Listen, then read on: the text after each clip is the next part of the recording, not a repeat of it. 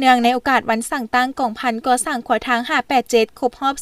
39ปีทางภาคข่าวของพวกเราจะนำเสนอคำสัมภาษณ์ของสหายพันโททีศรีสุธรรมหัวหน้าการเมืองกองพันก่อสร้างขวทาง587มาให้ประธานได้รับชม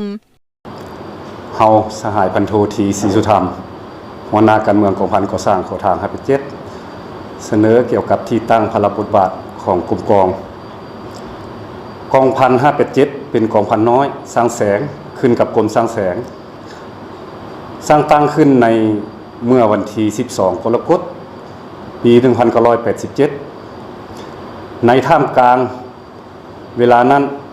ทั่วภาคทั่วกองทัพและทั่วปวงชนลาวบรรดาเผ่าพร้อมจัดตั้งปฏิบัติ2นาทียุทธศาสตร์ก็คือปกปักรักษาและสร้างสาพัฒนาประเทศชาติภาระบทบาทของกรมกองเป็นเสนาธิการให้แก่คณะภาคองค์การกรมใหญ่เสนาธิการกองทัพในการนำเอาแผนนโยบายมติคำสั่ง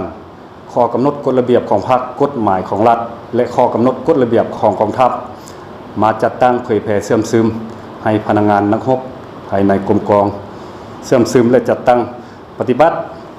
โดยเฉพาะแม่นปฏิบัติตามมติว่าโดย4นาทีใหญ่26แผนงานที่คณะภาคกระทรวงป้องกันประเทศวางออกเฮ็ดให้กรมกองมีความสงบพนักงานนักรบมีระเบียบแบบแผนมีชีวิตการเป็นอยู่ที่ดีเพื่อเตรียมพร้อมเฮ็ดสำเร็จทุกนาทีเวียงงานที่การจัดตั้งคันถึงมอบหมายให้โดยเฉพาะก็แม่นเวียงงานเตรียมพร้อมสู้รบเวียงงานปรับปรุงก่อสร้างกำลังเวียงงานแก้ไขชีวิตการเป็นอยู่ของกรมกองพัน587เป็นกรมกองเหล่ารบวิสาเฉพาะเฮ็ดหน้าที่ก่อสร้างขวทางและกิจการป้องกันชาติในขอบเขตทั่วประเทศตามการชี้นำของคันถึงประกอบเข้าในการปฏิบัติ2นาทียุทธศาสตร์ก็คือปกปักรักษาและสร้างสาพัฒนาประเทศชาติในระยะใหม่ตามแผนพัฒนาเศรษฐกิจสังคมของชาติโดยเฉพาะแม่นการพัฒนาพื้นฐานโครงสร้างของ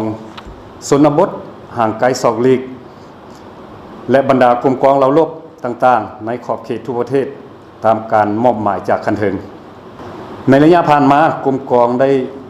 เคลื่อนไหวเฮ็ดสำเร็จหน้าที่การเมืองในหลายด้านโดยพื้นฐานแม่นการนำพาจัดตั้งปฏิบัติ4นาทีใหญ่26แผนงานที่คณะภาคกระทรวงป้องกันประเทศวางออกเช่นนำพาจัดตั้งปฏิบัติเวียกงานก่อสร้างหักฐานการเมืองเวียกงานเตรียมพร้อมสู้รบเวียกงานปรับปรุงก่อสร้างกำลังและเวียกงานแก้ไขชีวิตการเป็นอยู่ของกรมกองชี้นำบรรดาหน่วยพรรคให้เอาใจใส่ก่อสร้างหน่วยพรรคให้ปลอดใสเข้มแข็งหนักแน่นทางด้านการเมืองแนวคิดการจัดตั้งและแบบแผนวิธีนำพาเฮ็ดสำเร็จโครงการก่อสร้างเส้นทางหลวงแห่งชาติเลข1ดีเส้นทางเมืองอ่าวพาราแวกเส้นทางภาษีคังเวียงสนามยิงปืนยุทธวิธีกองทัพบกอาเซียนหลัก27และทะลุบรรดาเส้นทางยุทธศาสตร์ใน2แข่งภาคใต้คือแข่งอัตตปือและแข่งจำปาสักก่อนจะมีผลสำเร็จดังกล่าวนั้นก็ย้อนภายใต้การชี้นำพาของคณะภาคองค์การกรมใหญ่เสนาธิการก็คือห้องการเมืองคณะภาคกรมสร้างแสงแต่สำคัญพิเศษก็แม่นการเอาใจใส่ของคณะภาคคณะบัญชากรมกองผ่านมาเคลื่อนไหวชี้นำพาในระยะผ่านมาเฮ็ดให้กรมกองสามารถห้ำห้องได้เป็นกองหักฐานเข้มแข็งหน่วยภาคฮู้นำพาฮอดด้าน10สมัยและเป็นกรมกองหน่วยภาคปลอดใสเข้มแข็งหนักแน่น6สมัยซ้อนและกรมกอง3ปอด13สมัยและได้ห้ำห้องยังยืนเป็นกองวัฒนธรรมขั้นกรมใหญ่เสนาธิการกองทัพครั้งที่1และเป็นกองดีเด่น3สมัยซ้อนทั่วกรมใหญ่เสนาธิการและได้รับทุงใส่กองพันก่อสร้างขวทาง587พวกเฮาได้รับการสร้างตั้งขึ้นในวันที่12กรกฎาคมปี1987ในท่ามกลางทั่วภาคทั่วกองทัพและทั่วปวงชนลาวบรรดาเผ่าพวมปฏิบัติ2นาทียุทธศาสตร์คือปกปักรักษาและสร้างสาพัฒนาประเทศชาติภายหลังที่ได้รับการสร้างตั้งแล้วตลอดระยะที่ผ่านมากรมกองก็ได้มีการเติบใหญ่ขยายตัวอย่างบ่หยุดยั้งมาฮอดปัจจุบันก็เห็นว่ากรมกองได้มีการก่อสร้างพื้นฐานโครงล่างครบสุดแน่นหนาถาวรโครงประกอบการจัดตั้งนำพาบัญชาได้เป็นระบบครบสุดซึ่งมันได้อำนวยความสะดวกให้แก่พนักงานนักรบในการปฏิบัติหน้าที่เวียงงานสามารถตอบสนองได้กับหน้าที่ที่การจัดตั้งคันถึงมอบหมายให้ซึ่งผ่านมากรมกองก็ได้มีผลงานดีเด่นหลายด้านในการประกอบส่วนข เข้าในภารกิจปกปักรักษาและสร้างสาพัฒนาประเทศชาติเฮาเองขอตั้งหน้าให้คณะพักคณะบรรษาพนักงานทั้ง6ในทั่วกองพันก่อสร้างโคทาง587ถือเอาโอกาสนี้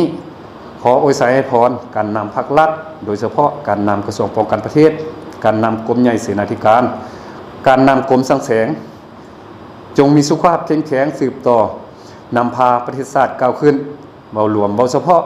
นำพากองทัพประชาชนลาวสืบต่อเฮ็ดสำเร็จทุกหน้าที่เวียงงานที่ภาครัฐการจัดตั้งคันถึงมอบหมายให้